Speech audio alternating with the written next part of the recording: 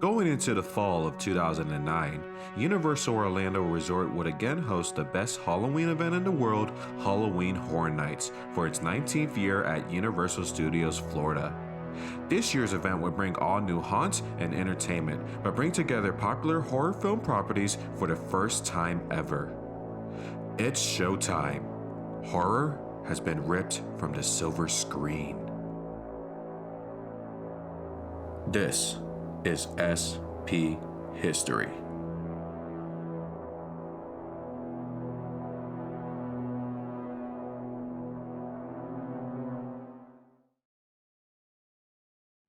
In creating the 2009 Halloween Horror Nights event, Universal Orlando would replicate what they did during the 2007 Carnival of Carnage event by having IP-driven haunted houses while also having a completely original theme to the entire event.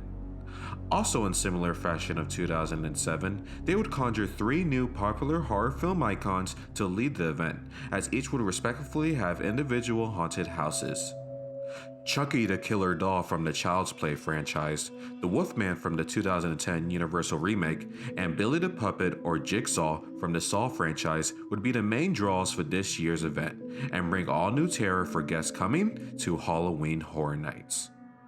But these movie monsters would not be alone in ushering fear into the event, as a new original Horror Nights character would manifest to be the main icon, as they would go by the name of Julian Browning, or be more referred as the Usher. Browning's backstory was that he was an usher at a once prestigious movie house called the Universal Palace Theater. Browning truly loved the theater and movies, particularly having a liking to horror films, but however, he would take his job very seriously and hated any patrons who dare be disrespectful to his beloved theater. But on one night where Browning's favorite horror film was re-released, The Phantom of the Opera, he would get into an altercation with a rude theatergoer that would change the theater forever. In this altercation, the rude filmgoer had taken Browning's flashlight and tossed it through the movie screen, tearing it in half. Angrier as ever, the usher would go behind the screen to retrieve his prized tool, but while doing so, he would get caught in some lingering ropes hanging, which would eventually lead to him getting strangled to death as his feet were mere inches above the floor. After Browning's unfortunate demise, the Universal Palace Theater would become a beacon of death, as several terrible freak accidents would occur to rude patrons, as seemingly the theater was cursed, or the vengeful spirit of the usher was haunting the cinema and killing anyone who ruins the movie-going experience. Just like last year with Bloody Mary's Patients, the different incidents that happened at the Universal Palace Theater would correlate with the individual houses at the event. So with the Usher's backstory as setup, Universal Studios Florida would be turned into the now reopened Universal Palace Theater, as the evil spirit of Julian Browning leads guests in, as a new batch of horror features would be shown in the form of the houses and scare zones, as all types of horror film creatures are literally ripped from the silver screen to terrifying reality. With that said, Halloween Horror Nights, ripped from the silver screen, would run again for 23 nights from September to October, as it would host a collection of 8 haunted houses, 6 scare zones, and 2 shows, as guests enter the Universal Palace Theater and face the horrifying movie monsters that lie within. Exploring the houses of the 19th Halloween Horror Nights, like said, they would be based off some popular horror IPs, but also feature original takes on classic horror monsters and original stories. The first house would be located inside Soundstage 22 and not only be one of the 3 sub-icon houses, but one of the 3 houses based off classic Universal monsters, as the house would be officially called the Wolfman. Being based off the 2010 remake, guests would be taken into the setting of the film as they encountered a terrifying new take on the classic monster as he ravages the England countryside. Noticeably, the house came out before the film's release, which meant most guests knew nothing of this version of the Wolfman, but served as a teaser to the upcoming film. The second house to be featured would be placed inside Soundstage 23 and be the second house based off a classic Universal monster, as it would be titled Dracula, Legacy, and Blood. In here, guests enter the infamous blood-soaked castle of Vlad Dracula as he and his many immortal brides infest the halls to either make guests want of blood or suffer for eternity. The design of the characters in the house will be very much inspired by the Bram Stoker's Dracula film. Dracula, Legacy in Blood will win House of the Year for 2009. The next house would be the final house based off a classic Universal monster, being also inside Soundstage 23 and be named Frankenstein, Creation of the Damned. Inside the house, guests are transported to the bleak world of Dr. Frankenstein as he tries to rebuild his castle after it has been engulfed in flames in order to perfect the art of resurrection. But his greatest creation, Frankenstein's monster, is out for revenge, and guests are caught in the middle of the battle between the two evils. Frankenstein's monster would have a much more decrepit design, making him more terrifying than ever, and the house would also feature other horrifying creations of Dr. Frankenstein, such as the Bride and many others. The fourth house would be located within the Disaster Queue and be a new original concept, but also one of the two houses to be produced by famous horror magazine Fangoria, as it would be filled with crazed masked cannibal butchers, as the house was titled Fangoria Presents Leave It to Cleaver. The story of the house had guests entering the facility of Meats, based in Cary, Ohio, and ran by the Meats family, as they invite guests to become their newest produce, as their meat has a secret ingredient: human.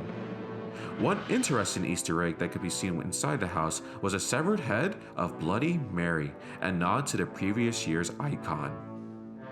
The fifth house of the event would be held in the Jaws queue and be the second of the sub-icon houses, as this one would be simply called Saw. The house would take guests into the world of the first 5 films, as guests encountered the many sinister death traps constructed by Jigsaw himself, as unfortunate victims tried to escape and suffer pain like no other, as pigheads hide around to make guests wish it was only a game. Such traps to be featured were the reverse bear trap and the knife chair. The next house will be placed in Sprung-Tet 2 and be the second Fangoria produced concept, as this one would be called Fangoria Presents The Spawning. Also being set in Cary, Ohio, like Leave It to Cleaver, guests entering become volunteers to investigate the sewers below the town, as reptilian creatures named Scolders are reportedly infesting the depths below, only to find out they are very real and super deadly. The seventh house would be located in Sprung-Tet 1 and be the final sub-icon house, as it would be Chucky's Fun House of Horrors, as it was officially named Chucky Friends Till the End.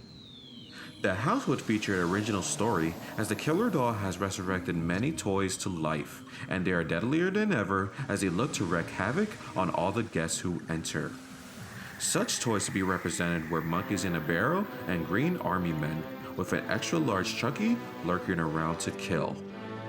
The final house of the event would be placed within the Parade Warehouse building and be the icon house for the Usher, as it would be named Silver Screams. The house had guests entering the Universal Palace Theater, the Usher's forever home, as he presents scenes from classic and modern horror films as they come to horrifying reality.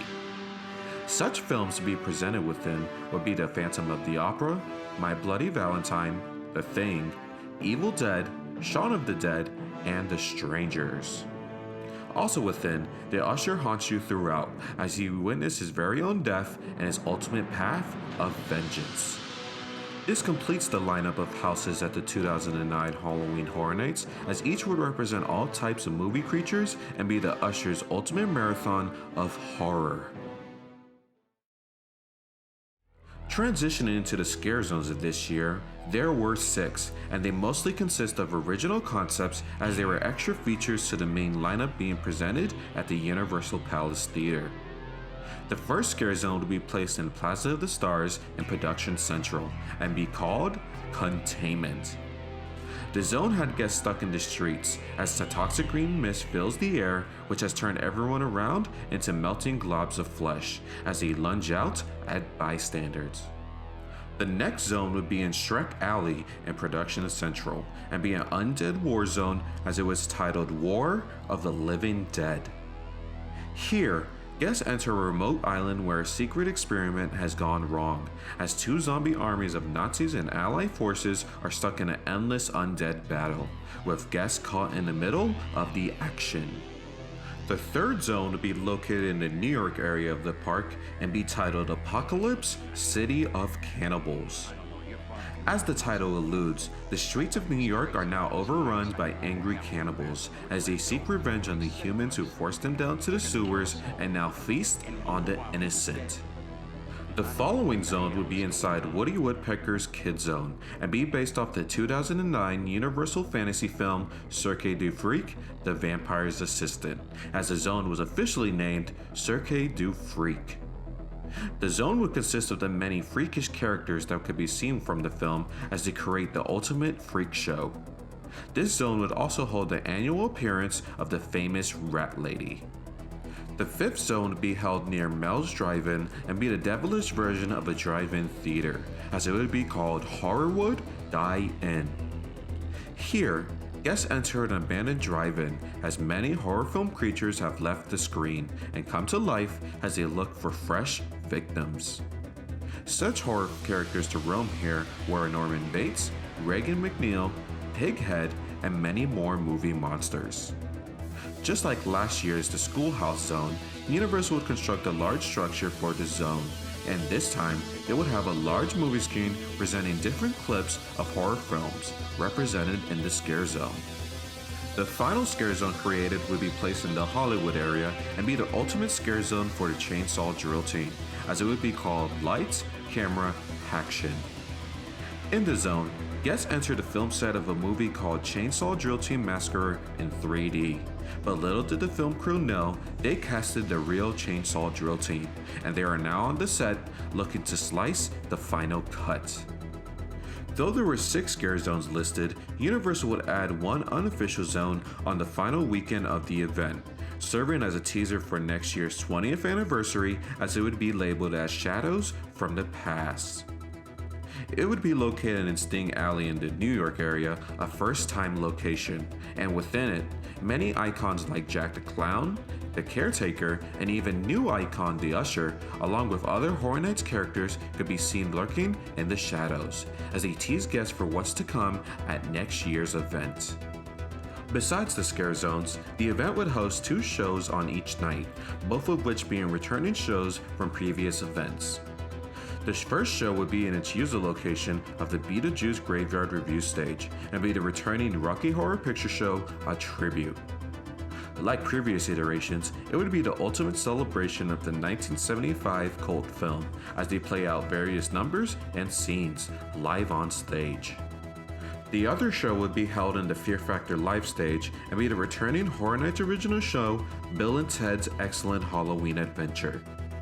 The show's plot would involve a new villain, Phil the Ultimate Fanboy, as he has drugged the Wild Stallions and turned their time-traveling booth into a machine that removes movie characters from 2009 from their very own films, and into Phil's very own Land of the Lost, as hijinks and madness ensues and a battle between good and evil.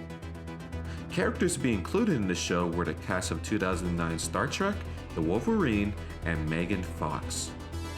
The shows would complete the overall experience at the 19th Halloween Horror Nights event, maintaining its tradition of great street atmosphere and entertainment, as they added to the overall enjoyment of this year's festivities. Overall, Halloween Horror Nights, ripped from the silver screen, would continue the massive success the Halloween event has had for so many years before, and showed how it can be more relevant with having more pop culture influences within the different aspects of the event. But with the Universal Palace Theater closed down once again, Halloween Horror Nights would rest for another 365 days, but return in a brand new decade as it would be ready to ring in a new age of darkness.